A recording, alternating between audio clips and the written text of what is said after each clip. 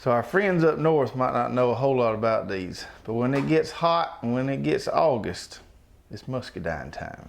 Muscadine time in South Georgia. Now, we ain't privy to the fact we can't grow grapes like they can. Right, Concord, stuff like that. Can't do well, it. we can grow the fire out of these. They grow native here. And if you want to see something funny, find you a Yankee and let him try to eat one of these and he ain't never eat one. Yep. When I was a boy, we used to run around out in the woods and pick them off the wild vines out there. Yep. And you just spit seeds out there. Or you can swallow them, either one. If you swallow them, you swallow too many, you get locked up. Yep. I got bronze ones and I got the purple ones. Yep. I think I like the big purple ones a little bit better. I'm more of a fan of the bronze ones, I am. Yeah. That's good stuff right there. It is. They're even better if you get them a little cold, put them in the refrigerator. That's right. Anyway, let's say hey to everyone. All right. Hello, everybody, and welcome to the Row by Row Garden Show. I'm Travis. And I'm Greg. We've got a really good show planned for you tonight.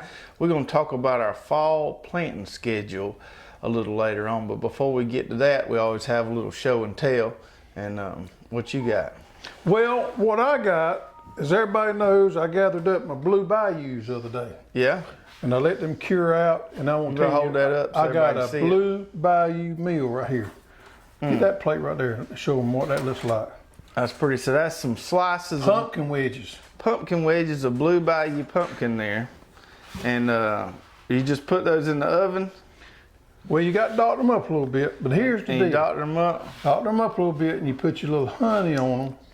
It's just like candy. That's fine right there.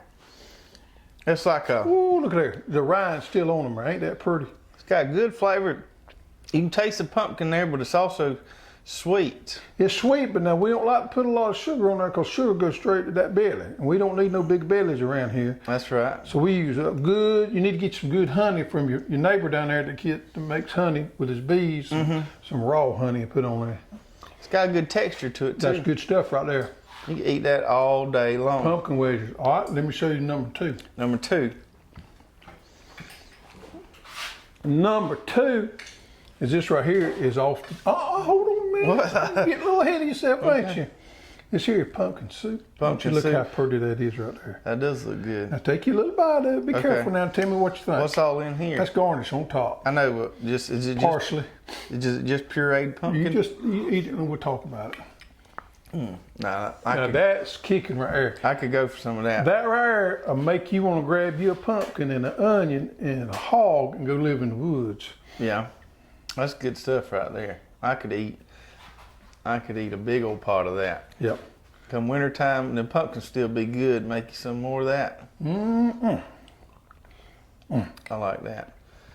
I'm gonna put that right over here in case I have to get me some more of it. That's dangerous. That's dangerous right there. All right, and then What we got? we got pumpkin muffins. Pumpkin muffins. Now all this is off the Blue Bayou. All the blue bayou. And we didn't use half of that big old Blue Bayou pumpkin. We still got a bunch of it left. We made pumpkin soup, we made pumpkin wedges, and we made pumpkin bread. To one pumpkin. No, half of a pumpkin. Half a pumpkin. You made all these goodies. Yeah. That's good too. I like having me a big old glass of milk with that right there. Ooh-wee. Well, I'm quite proud of you and your pumpkin dish diversity there. I knew that Blue Bayou was gonna be good. I just didn't know how much. And then we're gonna finish it off. Look at that big old fine fig I got. Is that LSU purple? That's LSU purple. That's a big old fig. I got two of them. That there got busted on top a little bit. I've been eating these every day. That's some berry flavored figs. That's the berry flavored figs right there. Nice, bright. Them sweet. Them taste a whole lot different than brown turkeys do. Yeah. Man, that's good. That's good. We're going to be sorry if we quit eating. So the conclusion on the Blue Bayou, not only is it extremely disease resistant and does well down here in the South, we grew it in the spring, but it is one of the best eating pumpkins we ever had. You know, that is a sustainable food source. You put it out there in your barn and some airflow out of direct sunlight, that thing will last you for a long time. You can make pumpkin bread, you can make muffins, you can make pumpkin soup. Pumpkin soup. Pumpkin wedges. Pumpkin everything. pumpkin roll. Pumpkin roll.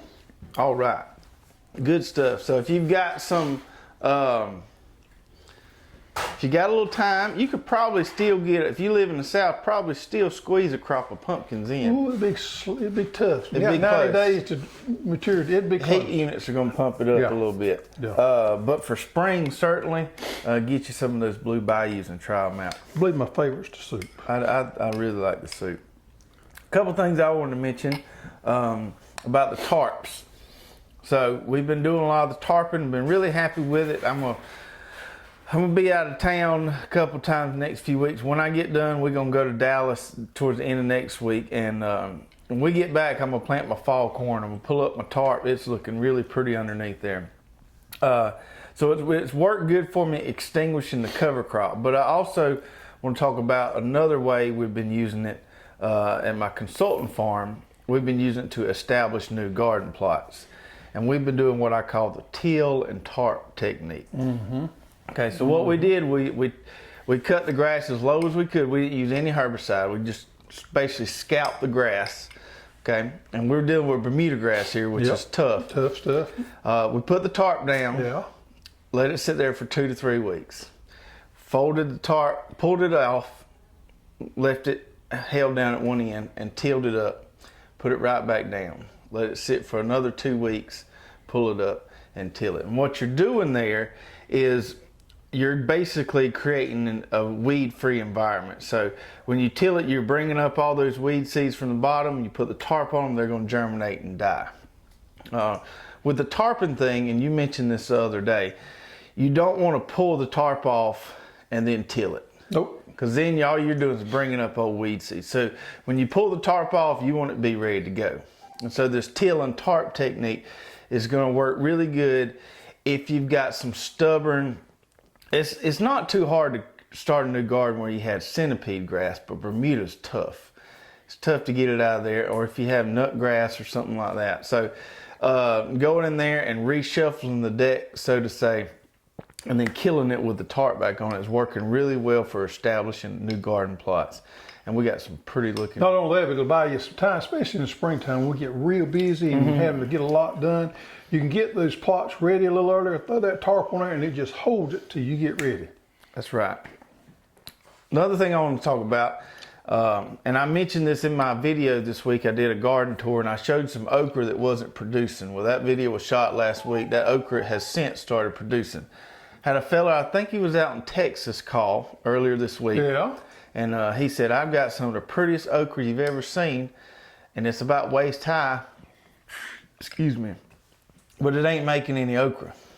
And I said, I know exactly what happened, because it happened to me, and it's happened to me before. Mm-hmm. And when we talked about this on our okra show, if you give okra too much fertilizer, You're going to grow okra plant instead of okra. that's right. And so the mistake I made, I planted some okra where I had my potatoes, and I had some of that chicken manure fertilizer left in the soil, and it took a little while to burn through it. Now, this fellow was fertilizing his stuff once every 2 weeks, so he was constantly. I didn't miss nothing up, did I? Okay. He was constantly putting fertilizer down, and that was the problem. So I told him to cut it off. Cut it off and then start producing. Once it burns through that nitrogen, it'll start producing. But don't plant your okra in if you've got a lot of fertilizer or nitrogen left in the soil, because it's going to take a while before it starts to make. Peas and beans and taurus for the same situation. If you get too much nitrogen on, you're going to grow all vine. You ain't going to grow no peas and beans. That's right. That's right. And speaking of pumpkins, we found Pumpkin the cat. We thought Pumpkin had run off. Well, found Pumpkin yesterday. She was down at my father-in-law's house. So she's right down the road taking care of his rats. Well, that's good. So she didn't go far, or he didn't go far. Neighborhood cat. Neighborhood cat. You're going to take care of everybody's rats. The last thing I want to mention here, we do got some new YouTube channels that we're working with out there, and I just want to give y'all a chance to go check those out. There's one called Stiver's Homestead. Really good channel. They're up around 10,000 subscribers. We got some really good videos. Go check those guys out and say hey to them for us. And then there's another one called VW Family Farm. go check those guys out as well. We always like to heck support yeah. the channels Yeah, we work and with. then always the dancing farmer, old Cog Hill. Cog Hill. Not a new one, but he's one of our favorites. That's right. All right, so this week we've had a lot of people ask, when did I plant this for fall? When did I plant this for fall? And a lot of people got the fall planting itch. And they should have. They should have. It's getting close. And so what we want to do today is kind of go through a tentative schedule of when we'll do what. Now this is for us here in Zone 8. If you're in Zone 7, you're probably a couple weeks ahead of us. Yeah, but it's not bad. I looked at the schedule this morning and went back and looked at Zone 8. You know, I believe Zone 7 can still pull off what we're pulling off here in Zone 8 at this particular time. Right. Zone 6 is a little iffy. Right. So we got a little bit of experience doing this. We did it at the expo for quite a few many years. So we've got some experience and kind of got it down to a T a little bit as far as when to plant the fall stuff, what you can get away with and what you can't. Yep. All right, so let's start talking about right now. August. So, and one more thing. A lot of people in our area where we are, we can basically do a rinse and repeat of spring if we wanted to. There's certain things we don't grow again in fall. We don't do a whole lot of tomatoes and squash in the fall, but we could. We could do a complete rinse and repeat, but we like to mix it up, make our fall garden a little different than our spring garden. So direct seeding in August. What can you direct seed in August? Corn, sweet corn, and I'll be doing some here in the next few weeks. We had good luck with corn growing in the fall. Yeah, got a 2-minute tip coming out next week, pole beans. Pole beans. Go ahead and get pole beans will not make in hot weather. They're going to throw them blooms off. But if you get them planted now and get that vine established and they start blooming, the weather's going to cool off some by then. It's going to be perfect. Yeah, you got 50 days on pole beans, most of them. That's going to put you blooming October. It's going to be cool by then. And cooler nights, and they're going to make beans galore. And there ain't nothing no better than have some good pole beans in the fall. That's right. And then the last thing, we talked about squash, but cucumbers as well. I planted me another row of cucumbers the other day. Same thing. They don't like the real extreme heat, but by the time they get up, the nights it's going to start breaking. Not winter squash. Probably you can't get by winter squash now, but summer squash you can definitely get one. Heck, you may get 2 crops of those in. You could definitely get some succession plantings in. Plant your crop, wait a couple of weeks, and plant you another crop. 45 days, you can make you a summer squash. Yeah, we have a little problem with growing summer squash in the fall because white flies and stuff. So we don't grow them as much. But I can do cucumbers, sweet corn, and pole beans. White flies, for some reason, don't seem to be quite as bad this year, to me, as what we've had them in the past. I've seen some of my okra, but it hasn't been quite as bad. Okay, so those are the 3 things I would recommend direct seeding in August, pretty much no matter where you are. Pole beans, cucumbers, sweet corn. Okay, let's start about what we need to start, transplants we need to start in August. And we need to get on the ball doing this. Let's zip through these real quick. Broccoli, get you a heat tolerant broccoli like our Green Magic. Collards, some tiger collards. Kale, got several good varieties of kale. Brussels sprouts, cauliflower, cabbage, and your kohlrabi. Kohlrabi. I like that kohlrabi. So, talk about cabbage. Ain't we got a new variety of cabbage? We got several new varieties. But we got one that we really want to plug, don't we? Well, I want to talk about all 4 of these real quick. Okay, so we do got several new varieties of cabbage that are on the site right now. And the first one is called Cheers Cabbage, okay? And this is the one that's been grown around here a good little bit. This is a really good variety. It's a hybrid variety and it's known for being really disease resistant to black rot, fusarium. So the Cheers cabbage is going to be a really good producer for you. I'm going to start me some of this and grow me. My wife wants some cabbage this fall, so we're going to grow some of that. The next one here I've got is called Savoy King, which is a savoyed, or the other term for that is a crinkled leaf cabbage. Now this one here is an All-American Selections winner, so this one's been around for a little bit, but it's a solid variety. I've grown those before. I really like the flavor on them. The next one I've got here is a red cabbage called Rio Grande Red Cabbage. And this one is supposed to make the biggest head of any red cabbage out there.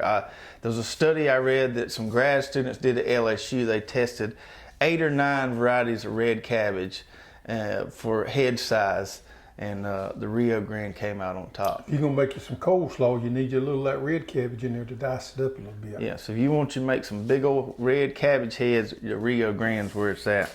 And then the last one here, and I like these types of cabbage, are these conical or cone-shaped cabbages here. And this one here is Charleston Wakefield. This is the old heirloom, tried and true variety. And the good thing, the notable thing about these is that they store really, really well. They're noted for having really long storage. I went probably 3 or 4 years, and that's the only variety I grew. It's good stuff. I get on a spell of variety, and I stayed on that one for a while. So you can harvest these, put them in the fridge, and they're gonna last for weeks. Good cabbage varieties there. So check out those new cabbage varieties. So we'll be starting cabbage, broccoli, kale, kohlrabi, all that stuff in the greenhouse in the next week or so here. What about direct seeding come September? So Which ain't long off. It ain't long off. It ain't long off. So in September, certain stuff that we're gonna direct seed in the garden. One of those being English peas.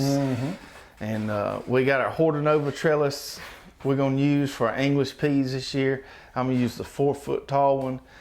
We got a new variety, I don't think it's on the site yet, called Mr. Big. English pea. It's supposed to be real big, nice pods. Excited about growing that one. What else can we direct seed? Turnips, mustard. Ooh, gotta have some turnips and mustard growing. Yeah, so we've got the purple top, we've got the white or the Hakurai turnips, and then we've got a new variety that we'll be adding to the site soon called All Top. All Top. So I personally am not a huge fan of the turnip root, but I like the greens. I do too. So we got a variety called All Top, which is all top. So if you just like the greens, that'll be a good one. Then we've got other stuff we can direct seed in September. Things like our premium greens mix. Man, you can grow that stuff off. We've done it in 21 days before. It's quick, man. You can grow you some greens. You put this out there, sow it in there thick, get it rolling. It'll go good.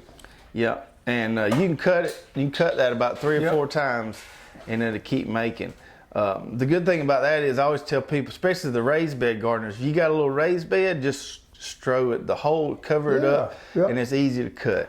And then radishes, we also will start direct seeding those in September, and we've got we just started carrying these, which I've really liked in the past. These Easter egg radishes, these things come off really fast, 25 days.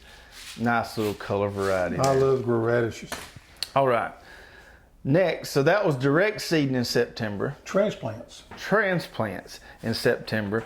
We're going to start lettuce. We got some good lettuces. Cow shot we've talked about before, but that's probably one of my favorites. Cow shot and butter crunch. We got some real good lettuces that grow heat tolerant, grow well in the south. I'm a big fan of it. And we're adding some more. We got a new one called Tehama. We got the Cherokee, which is heat tolerant. Lots of good pelleted lettuce out there. I would venture to say we are one of your best sources anywhere for good heat resistant lettuce with pelleted seeds. Beets. Going to start beet transplants. Now you can direct seed beets. I like to transplant my beets. So we'll start those in September. Beets don't like it too hot. And then the last thing I'm going to start in September is some cool flowers. So we've got some calendula, also known as, we just call it marigold. It's a variety of marigolds that are designed to be grown in the cooler weather, and we're going to grow some of those. So we've got that calendula Prince mix on the site. Check that out. And then we've got October. Carrots.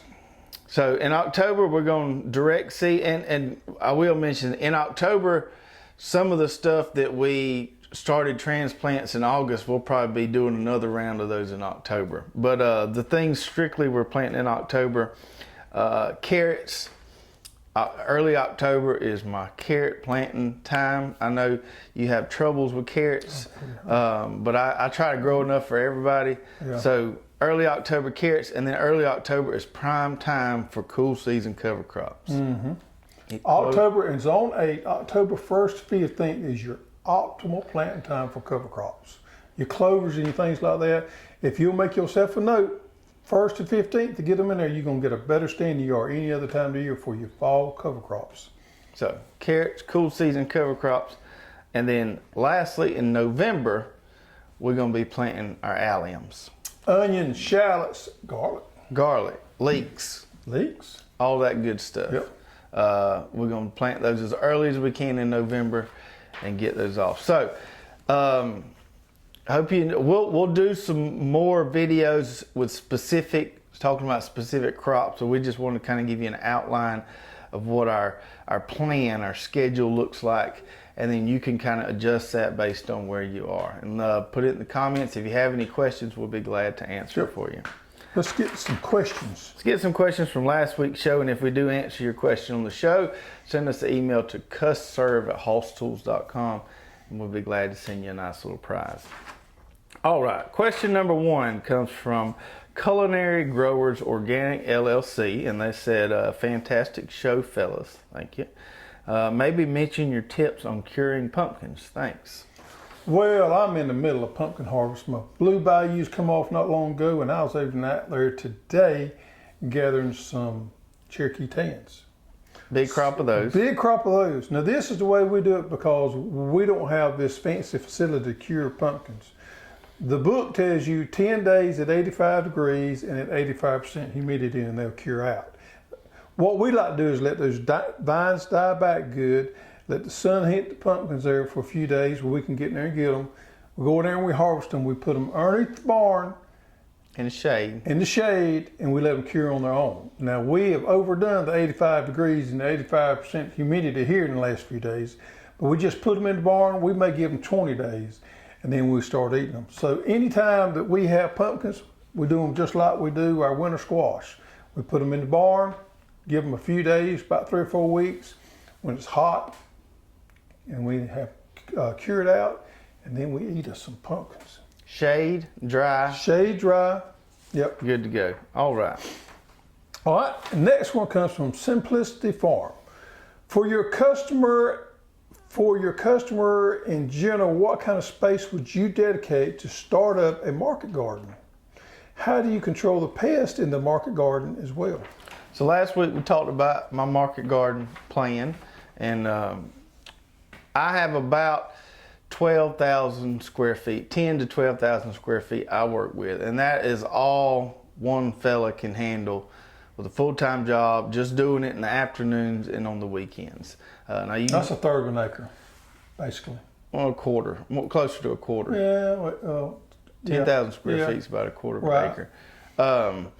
So that's about all one person can handle. So it depends on what you're working with. If you're just doing it on the weekends, whatever. If you were doing it, I've kind of did the math before. If you were doing it full time, I think one person could run an acre full time. I think that's what Elliot Coleman has mentioned in his book before. But if you just... And then this is intensive gardening too. Right, This is not laying an acre out there and working with a tractor. This is growing intensively, getting the most you can get off a plot of land. Right. But if you're just a weekend warrior like myself, I would keep it to about a quarter acre, 10,000 square feet. As far as the pests go, we have a wide range of tactics there. We kind of go by what we call IPM strategy, which stands for Integrated Pest Management. Several different wide range of products we use. We got lots of videos out there. No, they have a lot of strategies. Right. Housekeeping, plant early, lots of things we do to prevent pests. It's always an active battle there. All right. Question number 3 here is from Rosenberger W. And they said, you mentioned offering shallot sets. How did your shallots do this year? Here in Central Georgia, only the fall planted shallots bulbed. Spring planting was a fail. Well, we actually did okay, and we got our shallots in late, a lot later than I wanted them, but they actually turned out okay. They would have did better. They would have been a lot better in the fall. So we're going to plant them in the fall this year, just like we're going to treat them just like our onions. Mm-hmm. And I have no doubt they're going to turn out well. So, to answer your question, plant them in the fall, treat them just like onions, and I think you'll be good. Now, in cooler weather, you can plant them in the spring. Plant them in springtime because you got longer, cooler months in the springtime. We can't. Right. So we're going to plant them in the fall, right when we plant our other onions and stuff. Yep. I was impressed with the flavor of them, though. I like my shallots. Mm-hmm. They did good considering. Considered. All right, number 4 is Vegetable Man says, when do the new fall seeds hit the website? Well, they are hitting it as we speak. We're getting new varieties up every day. The girls have been hard at work in the back packing them up. So, you know, every day or so we'll be adding new stuff. Should be close to 40 varieties by the time it's all said and done. Good deal. So just be on the lookout. If you're not subscribed to our email newsletter, that's the place where you'll find out about them first. Yep. So check that out. Hope you enjoyed the show this week. It's time to get those fall gardens going, folks. Let's get with it. Let's get busy. Let's make it happen. Make it happen. See you later.